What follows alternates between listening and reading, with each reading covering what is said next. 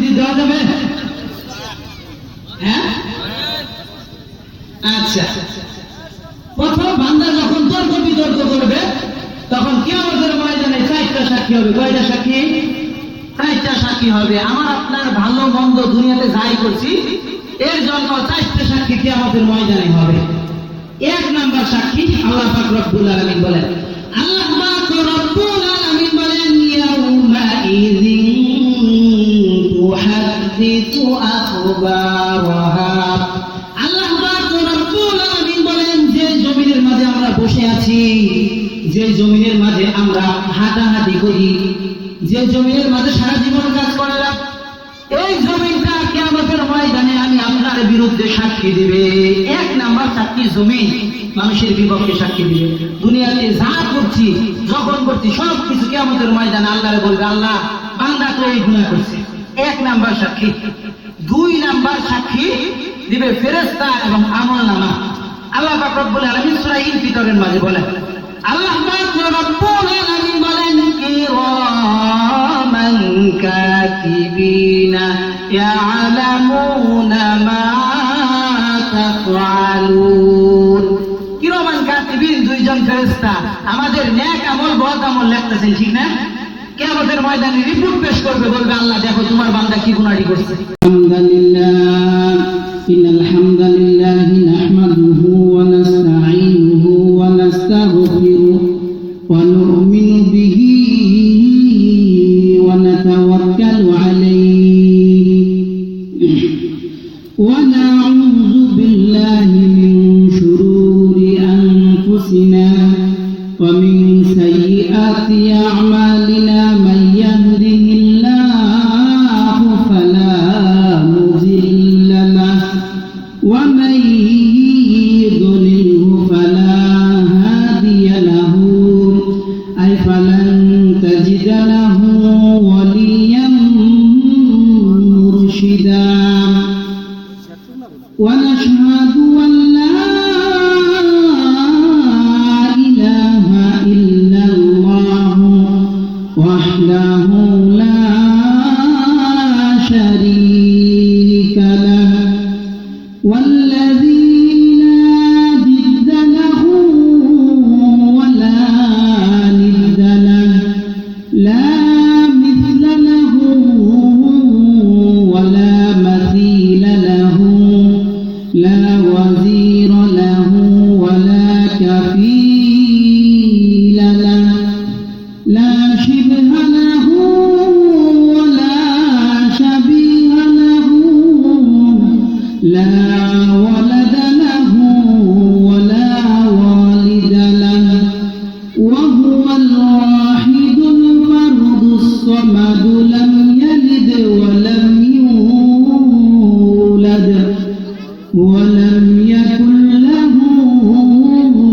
كفوا أحد. ونشهد أن سيدنا ونبينا وحبيبنا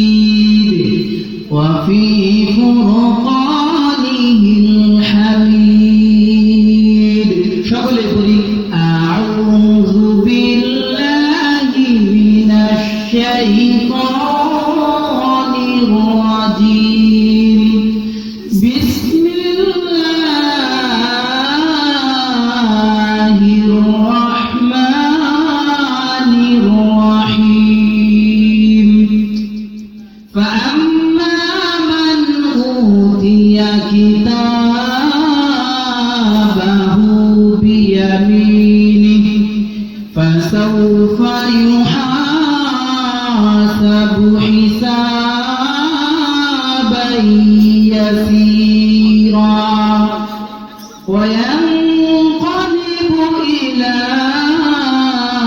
أهله مسرورا إن الله وملائكته يصلون على النبي يا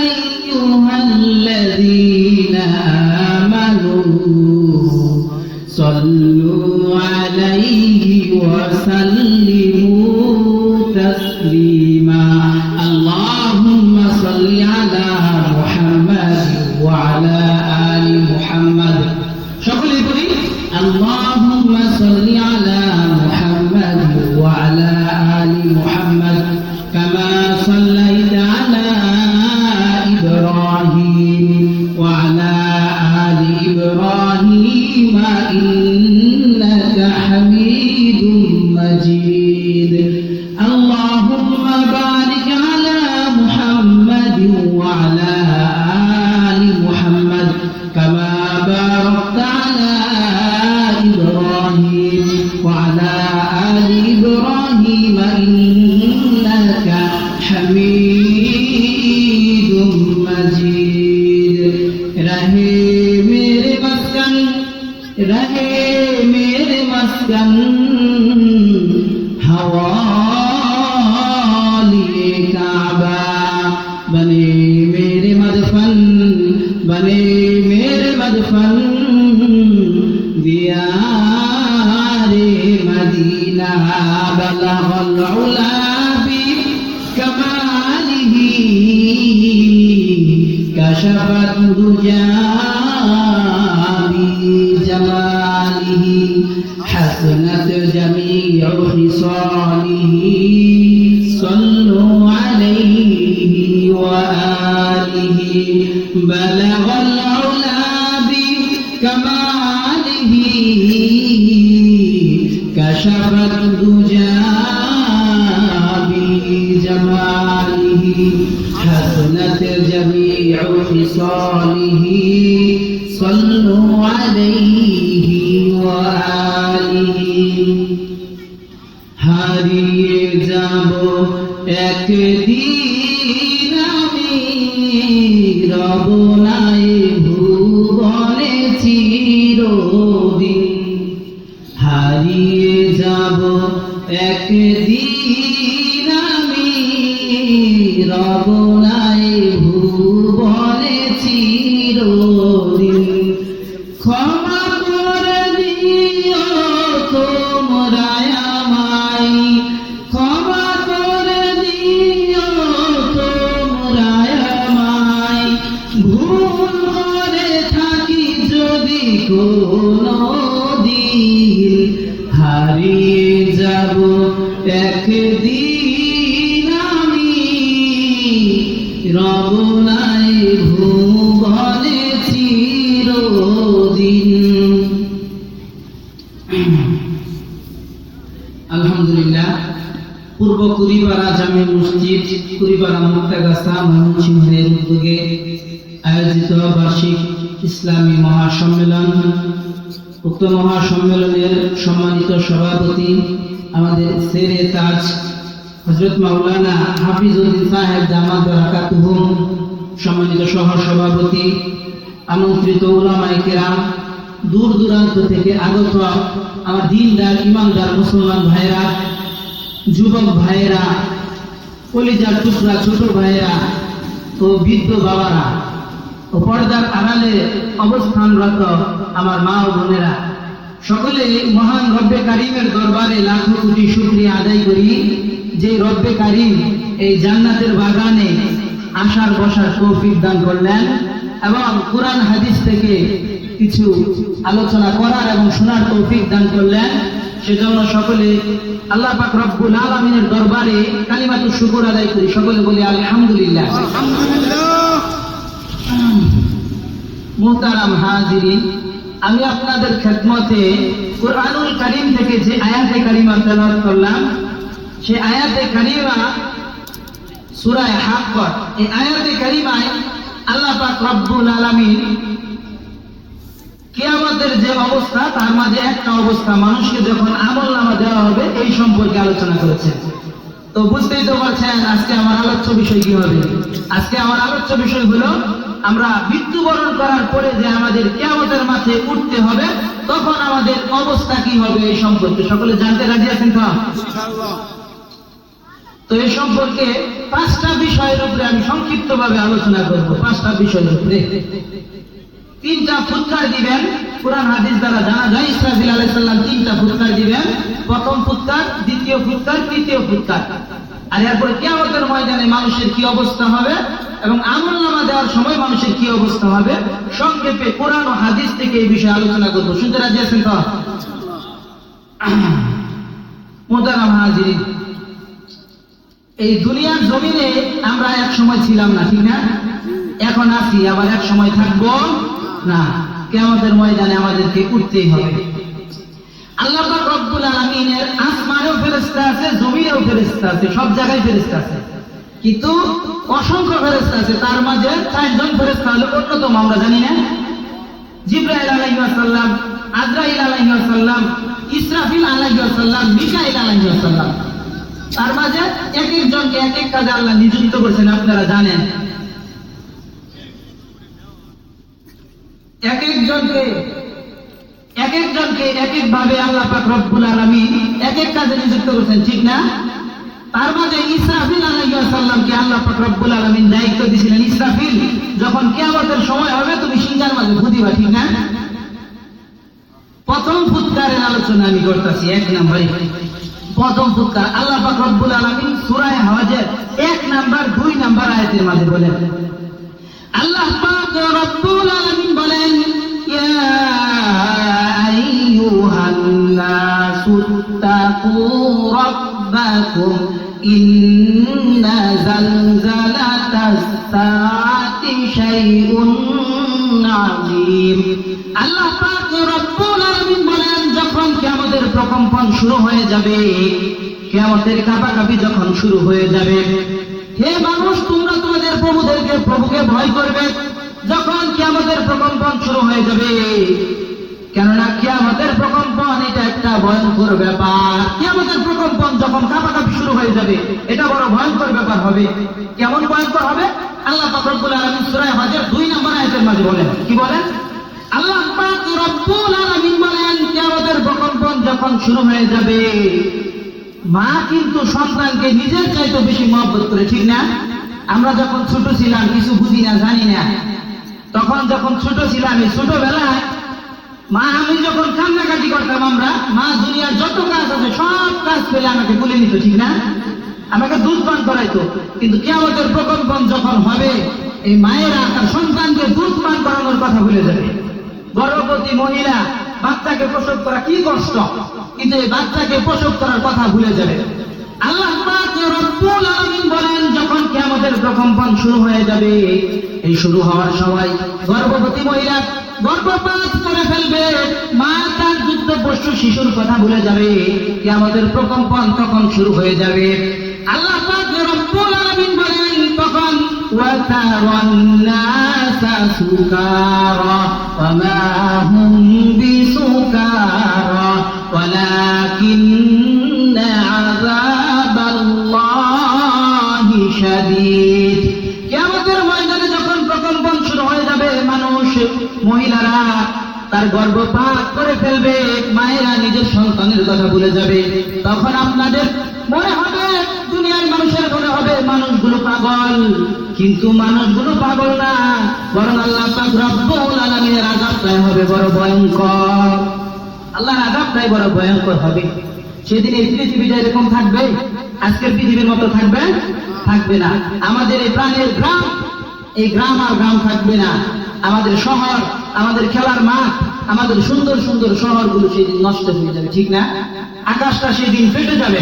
আল্লাহ পাক রব্বুল আলামিন সূরা ইনফিতারের 1, 2, 3 নম্বর আয়াতের মধ্যে আল্লাহ পাক রব্বুল আলামিন বলেন, আল্লাহ পাক রব্বুল আলামিন বলেন, ইযাস সামাউ ফাতারাত, যখন আকাশটা ফেটে যাবে, ওয়া ইযাল কাওয়াকিবু انتثرت আকাশের তারকাগুলো ঝরে পড়বে ওয়াইযাল বিহারু ফুজ্জিরাত সমুদ্রের পানিগুলো উছলায় উঠতে থাকবে উপরের দিকে উঠতে থাকবে কিয়ামতের যখন ইসরাফিল আলাইহিস সালাম প্রথম ফু দিবেন ফু দেওয়ার সময় আকাশটা ভেঙে পড়ে যাবে তারকাগুলো ঝরে ঝরে পড়ে যাবে সমুদ্রের পানিগুলো উঠতে থাকবে সমুদ্র থেকে কত ভয়ঙ্কর না হবে ঠিক না আল্লাহ পাক রব্বুল আলামিন সূরা হাত পায়ের মাঝে বলেন প্রথম ফুৎকার যখন দিবে তখন কি অবস্থা হবে আল্লাহ পাক রব্বুল আলামিন বলেন ফাইযা নফিখা ফিস সূরি নাফখাতু ওয়াহিদা যখন সিংহার মাঝে ফুৎকার দেওয়া হবে একটা মাত্র ফুৎকার কয়টা ফুৎকার একটা ফুৎকার দেওয়া হবে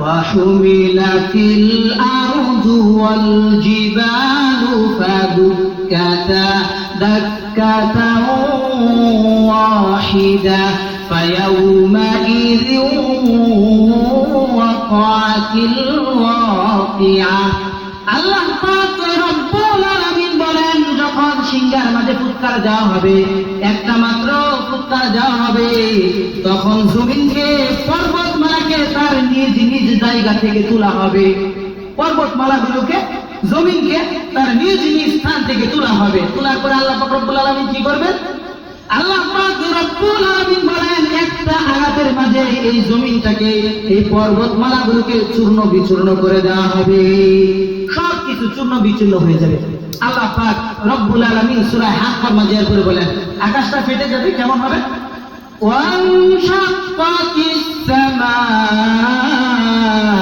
ফাহিয়া ইয়াউমাইযিন ওয়াহিয়া সেদিন আকাশটা ফেটে নিঃশ্বাস হয়ে যাবে আকাশের কোনো তেজ থাকবে না ওয়াল মালাকু আলা আরজাইহা ফেরেশতারা এক সাইডে চলে যাবে আকাশটা ফেটে যাবে ফেরেশতারা এক সাইডে চলে যাবে আকাশটা ফেটে গেল ফেরেশতারা আল্লাহ আরশটাকে নিয়ে এক সাইডে চলে যাবে এরপর আল্লাহ পাক রব্বুল আলামিন বলেন ওয়া ইয়াহমিলু আরশা রাব্বিকা ফাওকাহুম ইয়াউমাইযিন সামানিয়া সেদিন আল্লাহ পাক রব্বুল আলামিনের আরশ বহন করবে 8 জন ফেরেশতা চিল্লায় বলেন কয়জন ফেরেশতা 8 জন ফেরেশতা আল্লাহর আরশটাকে বহন করবে এরপরে সমস্ত মানুষ মৃত্যুবরণ করলো প্রথম ফুৎকারের সময় পৃথিবীটা কম্পিত হবে দ্বিতীয় ফুৎকার যখন দেওয়া হবে সবাই বেহুশ হয়ে যাবে এরপর পৃথিবীর সব মানুষ মারা গেল আকাশ জমিন সব ধ্বংস হয়ে গেল আল্লাহর আরশ বহনকারী ফেরেশতারা মারা যাবে ইসরাফিলও মারা যাবে আজরাইল আলাইহিস সালামও মারা যাবে শুধুমাত্র বাকি থাকবে কয়জন একজন আল্লাহ বাকি থাকবে আর কেউ বাকি থাকবে না তাহলে কিন্তু আমি আমার আলোচনার 2 নাম্বার বিষয় শেষ করে ফেললাম 1 নাম্বার প্রথম ফুৎকারের সময় কি অবস্থা হবে 2 নাম্বার দ্বিতীয় ফুৎকারের সময় কি অবস্থা হবে দ্বিতীয় ফুৎকারের সময় সবাই বেহুশ হয়ে যাবে 3 নাম্বার তৃতীয় ফুৎকারের সময় কি অবস্থাটা হবে জানার দরকার আছে না নাই তৃতীয় ফুৎকারের সময় আমরা আমাদের বাবাকে ভাইকে আত্মীয় স্বজনকে অনেককে যুবক অবস্থায় কবর দেই ঠিক না আবার অনেকে বৃদ্ধ অবস্থায় কবর দেই আবার অনেককে শিশু অবস্থায় কবর দেই যখন এই তৃতীয় ফুৎকার ইসরাফিল আলাইহিস সালাম দিবেন আল্লাহ পাক রব্বুল আলামিন অর্ডার করবেন যারে যেই জায়গাতে কবর দিছ কবরটারে ফাটায় দাও এই কবর থেকে মানুষগুলো কিয়ামতের ময়দানে উঠতে থাকবে জোরে বলেন আল্লাহু আকবার কিয়ামতের ময়দানে মানুষগুলো উঠতে থাকবে আল্লাহ পাক রব্বুল আলামিন সূরা ইনফিতারের 4 নম্বর আয়াতের মধ্যে বলেন আল্লাহ পাক রব্বুল আলামিন বলেন ওয়াইদাল কুবুরু উসিরাত যখন কবরটাকে ফাটিয়ে দেওয়া হবে কবরটাকে খুলে দেওয়া হবে এই কবরটাকে ফাটিয়ে দেওয়া হবে যাকে যেখানে কবর দেওয়া হবে এখান থেকে মানুষগুলো উঠতে থাকবে উঠে মানুষের শরীরে কাপড় চোপড় থাকবে এই কাপড় চোপড় দিয়ে কাউকে আমরা কবর দেই কাউকে কাপড় চোপড় ছাড়া দেই ঠিক না এই কাপড় চোপড়গুলো খুলে খালি পায়ে খালি শরীরে কিয়ামতের ময়দানে মানুষ হাজির হবে এই কিয়ামতের ময়দানে আপনি আমাকে সবাইকে উপস্থিত হতে হবে দুনিয়ার জমিনে যত বড় অনুষ্ঠানই থাকুক সব মানুষই কিন্তু উপস্থিত হতে পারে না ঠিক না কেউ আছে অসুস্থতার কারণে উপস্থিত হতে পারে না কেউ আছে ব্যস্ততার কারণে উপস্থিত হতে পারে না কেউ বলে আমি যাবো না ঠিক না কিন্তু কিয়ামতের ময়দানে সবাই উপস্থিত হতে হবে ঠিক না আল্লাহ পাক রব্বুল আলামিন বলেন ওয়া মা হুম আনহা বিগাইবিন কিয়ামতের ময়দানে কোনো মানুষ অনুপস্থিত থাকতে পারবে না, ঠিক না? আমাদেরকে যখন মাটি দেওয়া হবে, এই মাটি দেওয়ার পরে আমাদের শরীরটা হাড় থাকবে, হাড্ডি থাকবে, এরপর আস্তে আস্তে হাড্ডিটা উঠিয়ে ফেলবে, ঠিক না? এরপরে আল্লাহ পাক রব্বুল আলামিন কিয়ামতের ময়দানে আমাদের উপস্থিত করবেন, ঠিক না? একটা হাদিস শোনায় দিই আপনাদেরকে, এরপরে যৌক্তিক দলিলের জন্য, বুঝার জন্য বিজ্ঞান থেকে একটু আলোচনা করি। আচ্ছা, তো এক বান্দা কিয়ামতের ময়দানে আল্লাহ পাক রব্বুল আলামিন সবাইকে হাজির করবেন। এক লোকে ছেলেদেরকে ওসিয়ত করছে, বাবা নিজে সারা জীবন গুনাহ করছে, গুনাহ করার কারণে বলছে, বাবারা আমি যখন মারা যাব আমার পক্ষ থেকে একটা ওসিয়ত তোমাদের জন্য। কি ওসিয়ত? বলছে যে ওসিয়ত হইল আমি মারা যাওয়ার পরে আমার শরীরটাকে তোমরা আগুনে পুড়ায় দিবা, পুড়ায় ছাই বানাই দিবা, এই ছাইটাকে সমুদ্রের পানির সঙ্গে মিশাই দিবা, আর যে কিছু অংশ থাকবে এই কিছু অংশ জমিনের বালুর সঙ্গে মিশাই দিবা, যেন আমার কোনো অস্তিত্বই না থাকে, কিয়ামতের ময়দানে যেন আল্লাহর সামনে আমার উপস্থিত হইতে না হয়। আল্লাহর ভয়ের কারণে এই ধরনের কথা সে বলছে। আল্লাহ পাক রব্বুল আলামিন এই বান্দাকে কিয়ামতের ময়দানে উপস্থিত করবেন। যখন কিয়ামতের ময়দানে উপস্থিত করবেন, আল্লাহ বলবে, বান্দা তুমি এই কাজটা কেন করলা? কেন তুমি এই কাজটা করলা? বান্দা বলবে, আল্লাহ কিয়ামতের ময়দানে আমি তোমার সামনে যে উপস্থিত হতে হবে, দুনিয়াতে সারা জীবন তো গুনাহ করলাম, গুনাহ করার কারণে তোমার সামনে যে আমার দাঁড়াতে হবে, জাহান্নামের মাঝে যে আমার যেতে হবে, জাহান্নামের মাঝে যে আমি যাব, তোমার সামনে দাঁড়ানোর মতো সাহস তো আমার নাই। এজন্য আমি আমার সন্তানদেরকে আদেশ করেছি, সন্তানরা আমার কিছু অংশ তোমরা সমুদ্রের পানির সঙ্গে মিশায় দিবা, আর কিছু অংশ জমিনের সাথে মিশায় দিবা, আল্লাহ যেন কিয়ামতের ময়দানে আমার উপস্থিত না করে। আল্লাহর কাছে আমি কি জবাব দিব? আল্লাহ পাক রব্বুল আলামিন বলবেন, বান্দা তুমি যে আমি আল্লাহ পাক রব্বুল আলামিনের ভয়ের কারণে এই কাজটা করছো, আমি আল্লাহ পাক রব্বুল আলামিন তোমার জিন্দেগীর সব গুনাহগুলো মাফ করে দিয়ে করে জান্নাতি বানায় দিলাম। সুবহানাল্লাহ বলতে বলেন না? আল্লাহর ভয় যদি থাকে আল্লাহ পাক রব্বুল আলামিন জান্নাতি বানায় দিবেন। আল্লাহর ভয় থাকার দরকার আছে না? এখন আমরা অনেকে হাদিস বলি, এগুলো মনে হয় অবাস্তবিক, কাল্পনিক। যারা ছাত্র আছেন স্কুল কলেজের, তাদের জন্য সহজ হবে বুঝা। আমরা ফিঙ্গারপ্রিন্ট চিনি না? ফিঙ্গারপ্রিন্ট মুরব্বী সাধারণ বলে টিপসই, ঠিক না? দস্তখত, ফিঙ্গারপ্রিন্ট। আল্লাহ পাক রব্বুল আলামিন যে কিয়ামতের ময়দানে আপনি আমাদের উপস্থিত করবেন, এটা ফিঙ্গারপ্রিন্ট দিয়ে আল্লাহ পাক রব্বুল আলামিন বহুত আগে জানাই দিয়েছে।